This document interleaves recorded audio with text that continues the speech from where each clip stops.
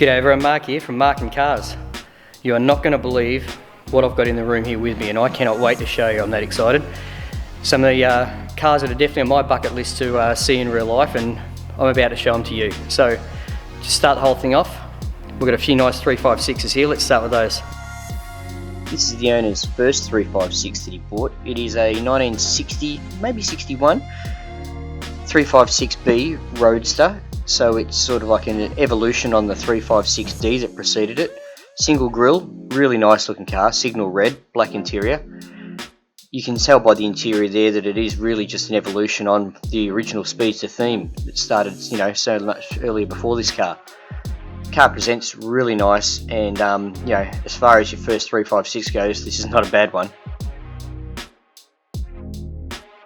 Mice and blue 356A here as well. Another fantastic colour combination. Let's have a look at these cream wheels here. They really set off this car. Again, the focus, just because of these how shiny these cars are, is dropping in and out a bit, so you have to forgive me about that. This car here is actually an Australian delivered car, and have a look at this for a feature. You won't see this on many 356s, I'm going to show you. Factory bench seat in the front. First time I've ever seen one in real life, but it is an absolute cracker. Car is beautiful. I don't need to explain, this is a Carrera. Beautiful car, great colour. Sorry about the focus going in and out like that. The car itself is a aquamarine blue with a red interior. Absolute dynamite colour combination, I'm sure you'll all agree. The contrast, that red interior is just so special. And have a look at this motor in here.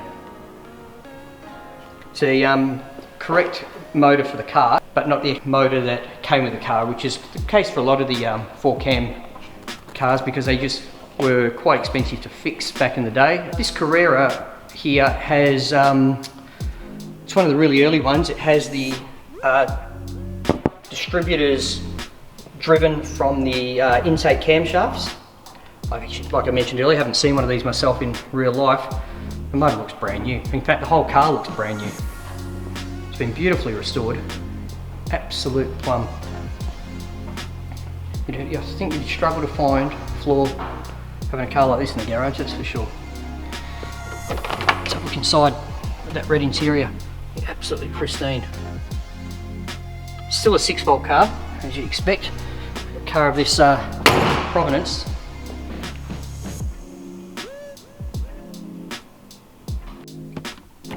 Interestingly, the interior light is actually in the dash too, like it would be in a cabriolet. I wasn't aware that was the case. I don't know if that's an A thing or it's just a Carrera thing. Tell you what, there's another A here, I'll go and have a look. Nope, this one has the interior light up behind the B pillar like it does in my own car.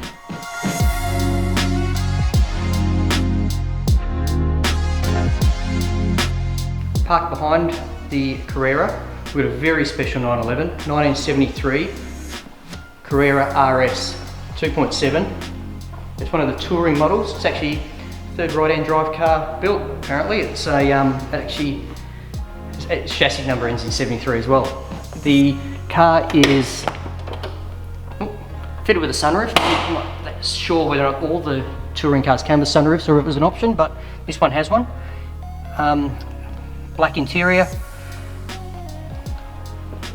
Really nice car, good colour combo, especially with the green Carrera script and the matching green Fuchs wheels on the back there. Yeah, lovely car.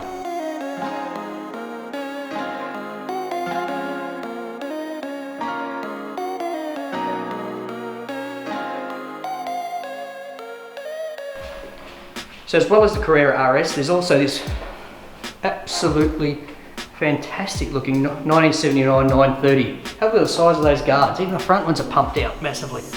These cars are pretty special of this era, in my opinion.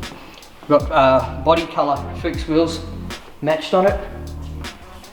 Have a look at the size of the back of this thing, will you? Fantastic. Really sorry about the autofocus at the moment, folks. Sorry about this.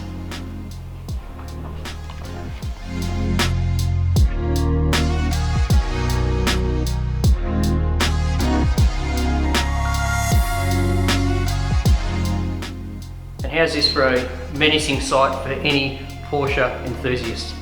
We've got a 962 here. I don't even know what to say about this car. It is an unbelievable looking thing in the flesh. If you ever get the opportunity to get up close and personal to one like I am right now, you'll be blown away by the size of this thing. Absolutely unbelievable, this car. The car itself has been restored. It is one of the customer built cars, and I'm looking here, I'm just speechless about the car. It is incredible. They have a 3.4 litre flat 6 twin turbocharged. In its current form, this car is putting out about 750 horsepower, it's been estimated. Yeah, these cars are all business. Let me just open this door up here so you can have a look. There's the cockpit. There's no misunderstanding of what the intent of this car is. Yeah, just have a look at the side, how wide the side pods are in this car to step over to get into it. There's the shifter there, still a right-hand shifter. This interior. It's certainly a very different to the car that we looked at in my last video of the 917. Definitely a much more modern take on this. And just looking, the door also opens up on the passenger side, but not so a passenger can fit in, but so you can access the fuel pumps, which is underneath that aluminium cover there, and the Bosch Motronic. So have a look at the size of the plugs going in and out of that thing, will you? Unbelievable. And you can see the no shortage of carbon fibre, aluminium product in here. Here's a knob that every Porsche enthusiast likes to see. It's the fuel fire system down on the floor there. I can't even imagine how much noise this car makes at full song when you're driving it. The door, this door here, as I'm closing it, I don't even think the thing would weigh 3 kilos. It is incredibly light. The exhaust pipes just outside here make plenty of noise, I imagine, once this thing's up and running. So this is the back of the 962. See whether or not how well this stuff comes up. Have a look at the floor of this thing. It is as smooth as you can possibly imagine. And this rear diffuser, which is where a lot of the ground effect comes from. Let's have a look in here. We can see the drive shafts, the rear wheels, probably all titanium and those sort of things. Rose jointed. There's a rear suspension. I don't know if you can see that very well in there. And this is just the air jack on the back, just there. Rear light, and the rear spoiler supports. And looks like, have a look in here, bit of a GoPro mount for rear camera, I'd say. Yes, quite amazing in there. In this car's current configuration, it's actually using the short tail or the sprint tail for the shorter circuits, and have a look over here, the long tail is also just leant up against the wall here for use for longer distance events. Well, this is the driver's seat of a very exciting sports car, 962. Well, after the experience of getting in and out of the 917 tribute car you saw in my previous video, I again decided not to show you how I got in and out of this one, because it was probably a little bit easier in all honesty, but you can have a look at the width of that. You can't stand on this, so you've got to step right over it onto the seat to slide in. To have a look at the dash, or lack thereof, see what the buttons on the steering wheel look like. You can see them all here, all pretty straightforward. It's a Motec display. This actual Bosch Motronic box that's here has actually got a Motec inside it. Fuel pumps sit just under here, this silver box. One of these will be a rear camera, I imagine. Hazard lights. Everything's, you know, got era correct, as you look like old 911 buttons.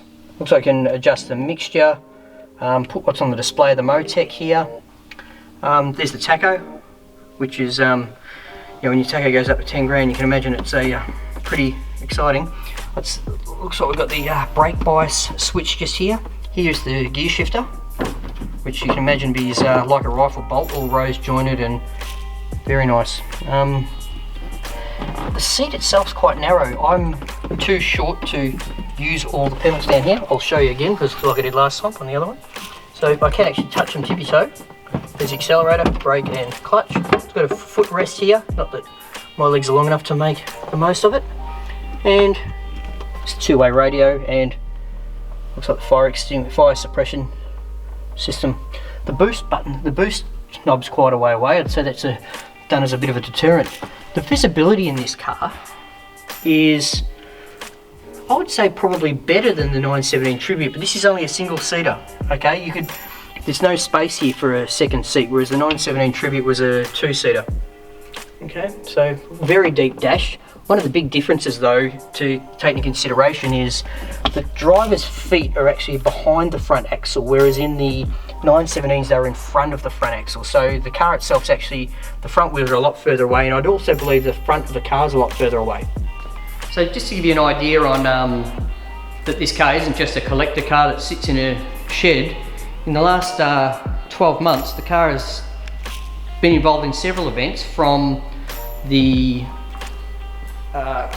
Classic Le Mans to Classic Spa, Goodwood Festival of Speed, was taken a Rennsport 6, and also the Adelaide Classic.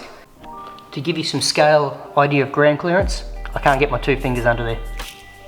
This is the nose cone off the 962, exactly as it came off the car in 1990 after Le Mans.